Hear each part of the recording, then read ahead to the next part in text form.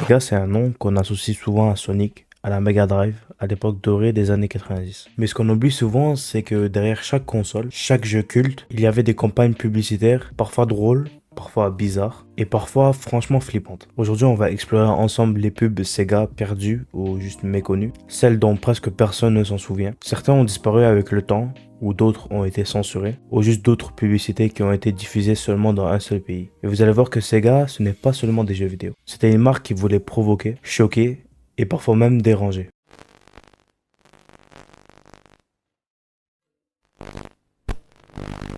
On va commencer doucement, mais cette pub a quand même un côté dérangeant. En 1990, Sega veulent frapper fort avec la Master System. Et pour ça, ils vont sortir une pub appelée Plug Me into a Sega. En français, branche-moi à une Sega.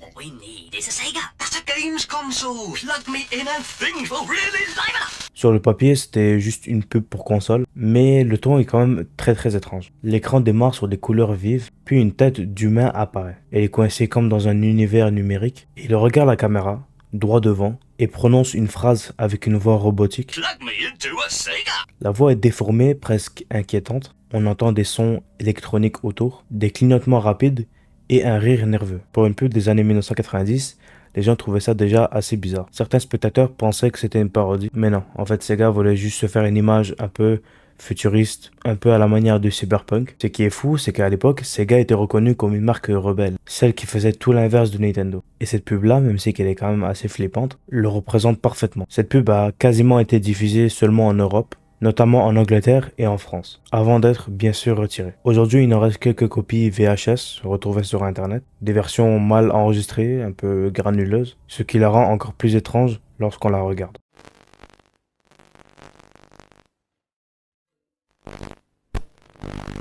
Quelques années plus tard, Sega veut frapper encore plus fort, avec une campagne de publicité carrément oubliée. Et là, attention, c'est un mélange de science-fiction, de jeux vidéo et de cybersécurité avant l'heure. L'idée, c'était qu'un monde virtuel appelé The Net existe grâce à la puissance du jeu. Mais des créatures nommées les Rogues essayent de le détruire. Et qui peut sauver le monde? Les joueurs. Ce genre de narration qui était quand même ultra original pour l'époque. Il y avait même des héros inventés pour l'occasion. Leur nom c'était Pat et Cham, des personnages qui vivaient dans ce monde numérique. Le truc c'était que cette campagne publicitaire n'a jamais vraiment pris. Elle a été diffusée seulement en Australie et en Nouvelle-Zélande. Et ces vidéos ont presque toutes disparu. Il reste quelques bouts de publicité cachés sur internet, mais la qualité est quand même horrible. Je vais essayer de vous montrer quelques-unes de ces publicités. Who gives you the most authentic sports games?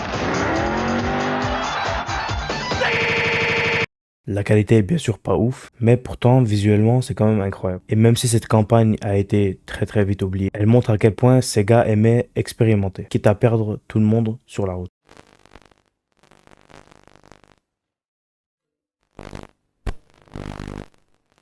Là on entre dans des publicités vraiment étranges. Sega lance son add-on Sega CD. C'est une extension qui permet de lire des jeux sur CD-ROM. Le but c'était de montrer que Sega c'était la technologie future. Mais les pubs qui sont sorties, c'est un mélange de survoltage et de malaise. On voit un adolescent assis dans sa chambre et une voix agressive lui crie dessus. Hey! You still don't have a Sega CD? Pourquoi tu n'as pas de Sega CD? Qu'est-ce que tu attends? Les images s'enchaînent à toute vitesse. Des explosions, des effets glitch, des visages flous. Et à la fin, une phrase complètement incompréhensible. Welco Medot NX T-Level. C'était censé dire bienvenue au prochain niveau. Mais la phrase était glitchée exprès. Sauf que beaucoup de spectateurs ont trouvé ça assez flippant. Le ton, la musique, la façon dont la voix hurle. On dirait un peu un spot d'alerte nucléaire. Certains pensaient même que Sega ont littéralement fait exprès de faire cette pub carrément malaisante pour montrer à quel point ils étaient différents de Nintendo. Ce qui est sûr, c'est que cette publicité est devenue culte dans les forums de fans. Beaucoup la considèrent comme l'une des pubs les plus folles jamais diffusées par Sega.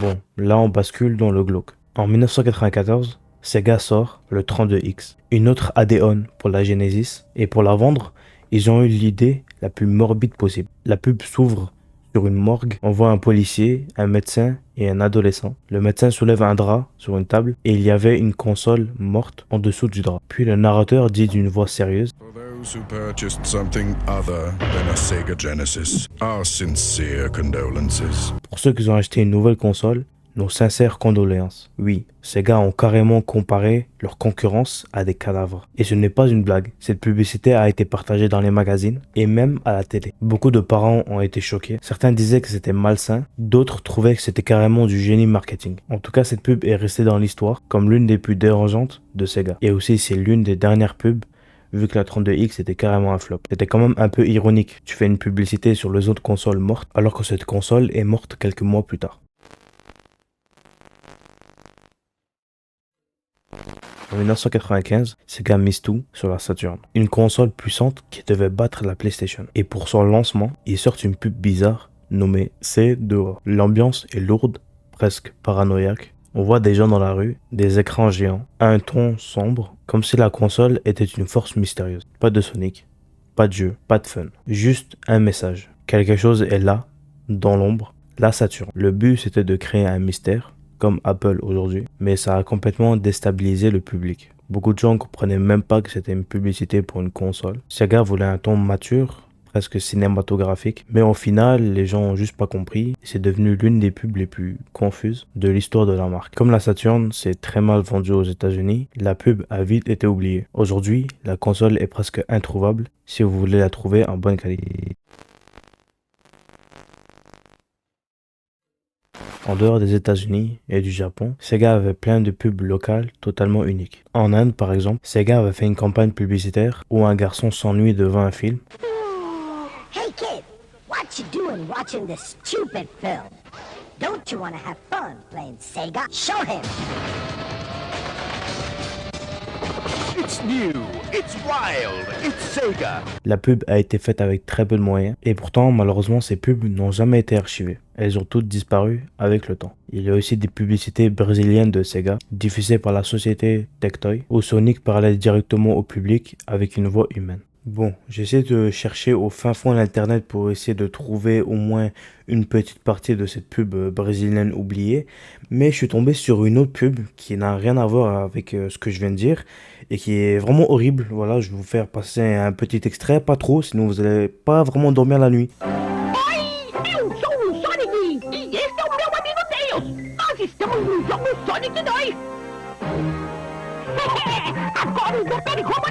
Ces publicités montrent que Sega voulait absolument toucher tout le monde, même des pays où la marque n'était pas encore installée. Mais comme ces vidéos étaient enregistrées sur VHS ou diffusées localement, la plupart sont aujourd'hui perdues ou incomplètes. Ce qu'on comprend avec ces publicités, c'est que Sega n'avait jamais peur d'aller trop loin. Là où Nintendo jouait la sécurité, Sega prenait des risques. Parfois ça marchait, parfois c'était un désastre, mais au moins c'était mémorable. Et la plupart de ces publicités sont devenues cultes. C'est aussi ce qui rend cette marque fascinante aujourd'hui. Derrière ces publicités, il y a une époque où la marque voulait choquer et aussi faire parler d'elle. Parce qu'aujourd'hui encore, on se souvient encore de leurs pubs, même les plus folles. Si vous avez aimé cette vidéo, n'hésitez pas à la liker. Si vous voulez que je parle des pires pubs d'une autre marque, n'hésitez pas à me le dire en commentaire. En tout cas, prenez soin de vous et à la prochaine.